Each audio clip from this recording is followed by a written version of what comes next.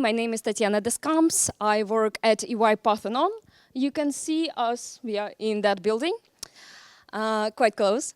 And we are famous for two things. First of all, we do shopping. We help to buy and sell companies. But second, we do disruptive strategy. And I am part indeed of the team called Disruptive Strategy or Emerging Technologies. So we take care of everything from digital assets through AI to quantum computing, helping companies to indeed reinvent themselves and their business models. And we will start with our first topic. And our first topic is indeed on reinvention, on how banks, how digitalization actually looks like in the age of AI. And I hope I can get some slides there. Almost. Yay! Fantastic. No. Lovely. Oop. And as usual, I'm from consulting, so everything is going to be in three parts. We will start from digitalization and its role in 2026. What actually do we do today there? Then we will look at the key blocks of digitalization that are still relevant and talk about how we execute and make change happen. Because, of course, everyone can make fantastic slides. You have software for that. You have several AI companies doing that. But how to make things actually happen? So, digitalization have been here as a topic for the past 30 plus years. So you might remember early 2000 when it was efficiency enabler, where everything was about optimization, about centralization, standardization. So your ERP, CRMs, core banking systems. Then in early 2010s, everything was about customer journey, making things customer-centric, going different channels, creating true omni-channel experience with mobile, with internet, e-commerce. And here is where data-driven decision-making makes first appearance. Now, and since the end of 2010s, digitalization kind of leaves the boardroom, but it still remains on the background. And it remains here as a reliable foundation for business. So key topics are platform, cloud, data, agile ways of working. And even right now, when we are talking more about advanced technologies like AI, digitalization still matters. Because, of course, every expert can tell you that you need to put your AI into core of data and governance. But guess what? If you don't have data and governance, you will have a lot of difficulties dealing with AI. So, and we see this happening. Banks are still doing a lot of digitalization and digital transformations, although it might look slightly different. So, for example, two things that we really see.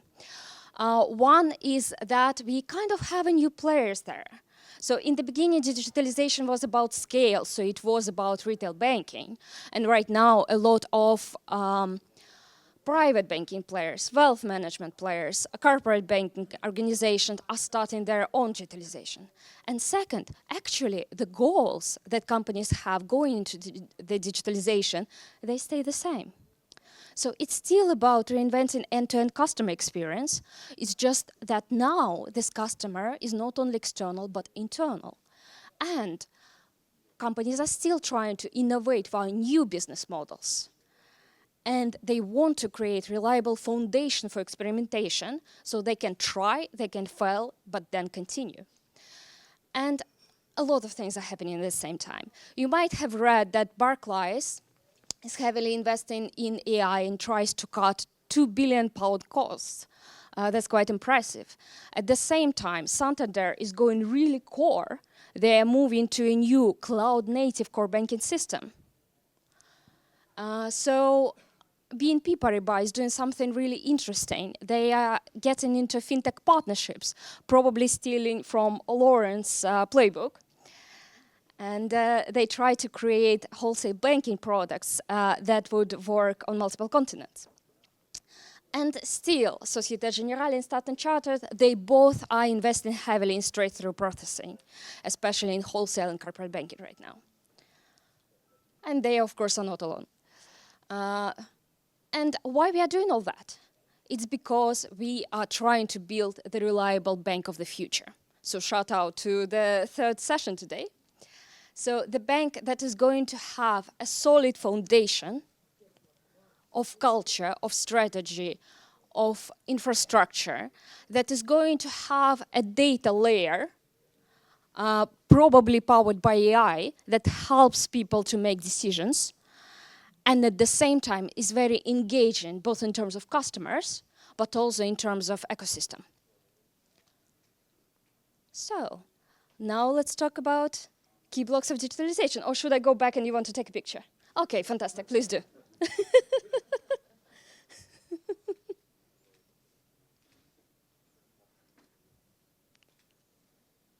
That's a very popular one, apparently.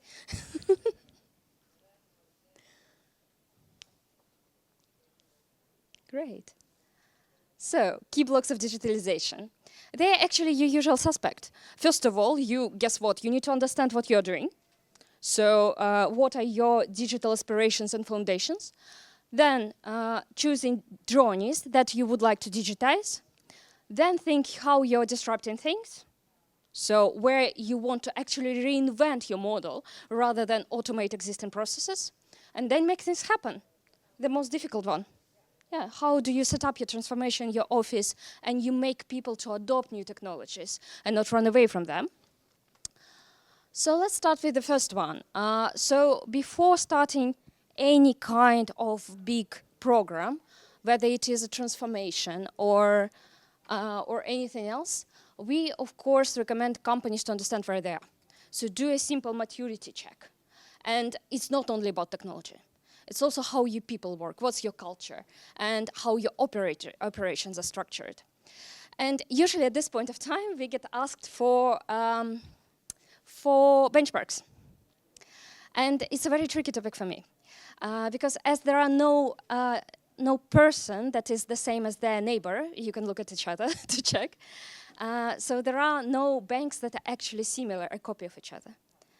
And talking about banks, when we make a benchmark, it's of course not thousands and thousands of banks, it's just a handful of relevant partners, but still you're dealing with your own organization.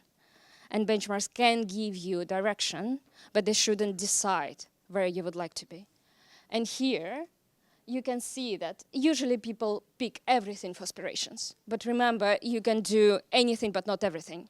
So pick what is actually important for you. And that's a heavy slide, but basically the main thought here is you need to track. If you don't measure change, how do you know if you are moving in the right direction? So make use of the dashboard, make use of data, make change visible for the organization.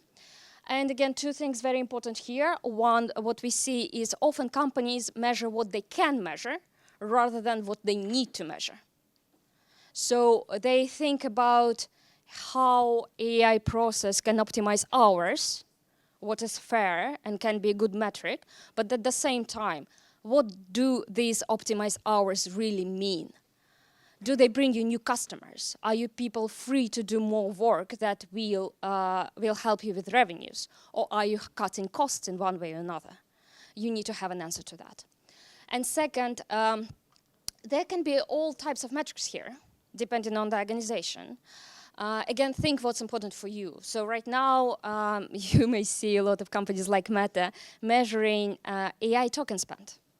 What really incentivizes people to burn a lot of tokens. And on one hand, yes, indeed, it can be a great metric to track adoption. At the same time, think whether you are Meta and you have the same big pockets that they do. Now let's talk about digitizing journeys.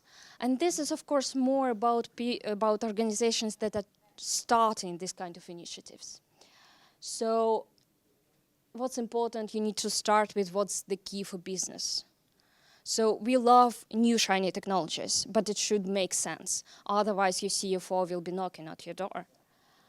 Then it's good to not to make all the process mandatory at the beginning. Otherwise, people just push back. And then just extend and improve on what you have built here.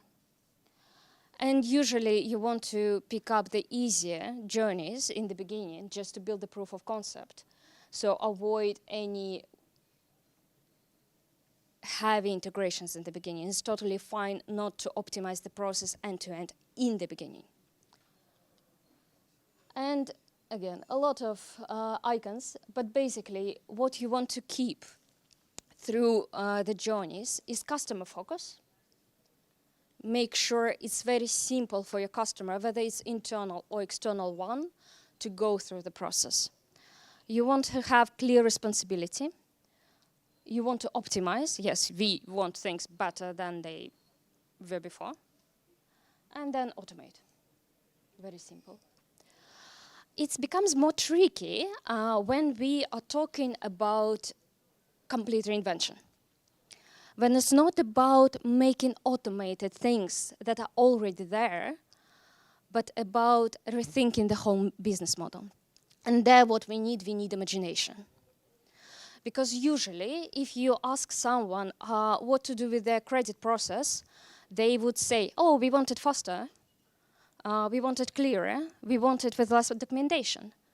But maybe, just maybe, you think this process shouldn't exist at all.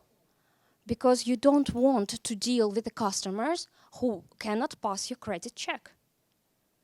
So these documents just shouldn't be on your table. And this is a very daring saying. Yeah, I will not go to a compliance officer saying that, because I will probably be kicked out of the office. But it's a very good point to start when you are defining the true North Star, when you're reinventing. Because then you can think about, okay, what can be the step back? Where do I really need to start doing credit checks? Can I front load something? What data do I need? What people do I need? What processes do I need? And then, several steps back, maybe you just come to automated pre-checks. And that's fine. You're doing something very small and simple in the beginning, but you already know that in the end, the process can be completely different.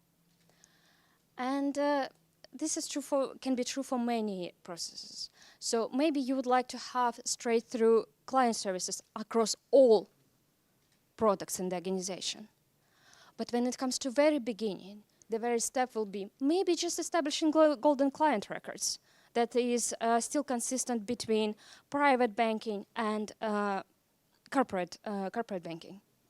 Start with a small step, but always have this big picture in mind. And again, when picking just the first initiatives, pick something low effort. Low compliance technology, minimal staffing requirements, low risk. Because what you need for the first step, you want to prove that this is possible. You want to show some fast results. You don't need to change the world. You just need to show a big organization that is usually very hard to move, that they can do the first step. And of course, you need a team to do that. Change doesn't happen on its own, or when it does, you're subject to change rather than somebody driving it. So then you still need people who would do it. And these people are usually your digital office, digital transformation office. And what they do, they focus on executional certainty. So they plan and they make sure that things happen. They have the story that they tell to organization and to your partners that keeps people in check. They help to educate and engage leaders, because if you don't have the buy-in from the top, this is all not going to happen. And of course, they do the governance and PMO. And we can discuss, of course, where this department should be located and how it should be split. But this is quite detailed, so I really wanted to show two main models. Because you can do two things. And they both are present on the market, so companies are doing that. So the first one, you can do step by step, especially with big organization. Okay, you have your total vision, and then you take one step, and then another small step, and then you're at the end state. But this is long term. So this is usually like 5-10 years digital transformation.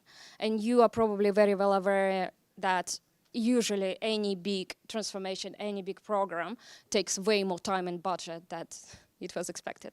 And this is definitely this case. Then you can try to do reverse takeover. So what it means, you either build or buy an organization that is already in the end state you envision. So it can be fintech, it can be something super innovative, it can be a venture, and then you let the organization take over the old one. So it's very hard to do with a complete bank, but you can do this with elements. So we saw it in retail, but it's also possible to do for some elements in core banking and wealth management, etc. So now to the last point, executing and sustaining change. So it's a long journey. It's a very big effort for a company, any kind of digital transformation. And as it grows, organizations usually change their goals, and the transformation needs to align with them. So when we look at it short term, the best way to make sure that digital transformation is still there 2, 5, 3 years after is to make sure that you show that financial value and you gather funds for your journey in the very beginning. So really low-hanging fruit, quick wins, whatever you would like to call them. Show the company that it's capable of change and show that this change can bring money. Because whether you want it or not, the first part of the journey is always proof of concept. Then it's more about building advantage. So explaining how you're different from other organizations. Explaining what your competitive advantage is. So this is about journeys, AI, product innovation, more difficult things. And throughout the journey, one would need, of course, a digital mindset. It's not a secret that the mindset of a bank and the mindset of startup are quite different. And not for a bad reason. Yeah, as a bank, we always would like to protect our customers. We are responsible. We are reporting to the authorities. We are doing all these AML procedures. We want our customers to be taken care of. But at the same time, if you want to change, you need to grow out to experimentation. So you need people who would be able to try and fall, and you need to make sure that they have basically a sandbox to be able to do it. And of course, digitalization goes way beyond IT. It's not only about IT. It's about leadership and governance, change management and communication. It basically goes through the whole of organization. Yes. I know that you all took a picture, so I will just move to the next one. And talking about the self-financing. So we did some benchmarking, and again, please take benchmarking as a direction, not as a prescription. This is more towards retail organizations. So digital transformations are very much capable of funding themselves. So what we see is that in terms of cost, we can aim for 10-20% cost decrease, and approximately up to 10% increase in revenue. Surprisingly, we did similar calculations for wholesale banking, and it was pleasantly different. 20-30% decrease of costs, and then 18-13% increase of income. So very significant, but at the same time, it heavily depends on your starting point. Yeah? So how optimized you are. But the point is, yes, it's still worth doing that, and digitalization can be funded on its own with a proof. And just to end this up, returning to the topic of what actually matters at the age of AI, quite a lot of things still relevant. Platforms are still relevant, products, security, compliance, resilience, client centricity, this all stays. This all is, of course, important. What becomes even more important is, of course, your data quality and governance, clear operating models, risk and AI governance. Again, you want to be safe while you want to be able to make mistakes, and redesigning workflows. It's very hard to imagine that AI is going to just, take some elements from the workflow. It's probably going to reinvent it in one way or another. And then what changes?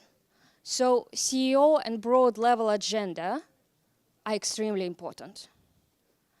Because we are at the point where we are just trying. A lot of companies are doing pilots. A lot of them are trying to scale and fail to scale. And then CEO and board level buy-in become of utmost importance. Second, enterprise-wide AI literacy and talent. If you want people to be able to do that, you need people who know what they're doing. So very simple. And two things that you really need to get used to, and it can be a big change for at least some part of organization, is autonomous execution. Because again, we are taking good care of our customers. We want 4 eyes on every document. We need to get used to that some things are going to be done without us. And we need to learn where we can let control go while still being sure that this is going to be done right. And the last one is very interesting. We are now dealing with systems that are probabilistic by their nature. So we know that this is going to give us an answer, but we don't know exactly what the answer can be. Because this is not just an automation. Yeah, A plus B is not equal C. So this is something completely different. And we need to get used to that some answers can be not what we prefer to read, but still would be better than what we had in the past. And this can be a very big change. Thank you. I think that's it from my side.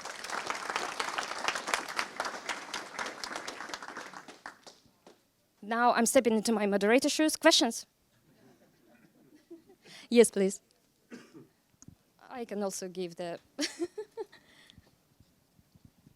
Yes, thank you. Thank you. I like the way you approach it, right? Short-term, mid-term, long-term. At the same time, we live in the age of AI, like you discussed, in the age of regulatory scrutiny. What does that mean with regards to the actual long-term? How do we not prevent being stuck as large banks, for example, in the mid-term situation? Do you have a take on this? Or do we need to change our framing on what is long-term, right? Is mid-term maybe the long-term? That's actually a very good point, because if you look on how long an average bank exists, your perception of what is short-term and long-term and mid-term actually changes. But where I would return to, in order to not lose the view of where you would like to be long-term, you need to think how you reimagine your model with time and with all the technology that is currently coming. And this is a very long-term thing that requires imagination, that requires daring, that requires talking to people who are buried in day-to-day work, but you need to have this discussion. You need to understand where you would like to be in 10 years in the end of all of that. And once you have that, and you have agreed on that, you can basically use it at any discussion to drive any kind of discussion, saying, hey, I know that now it's tempting to do this, but maybe long term, this will not bring us the results that we want.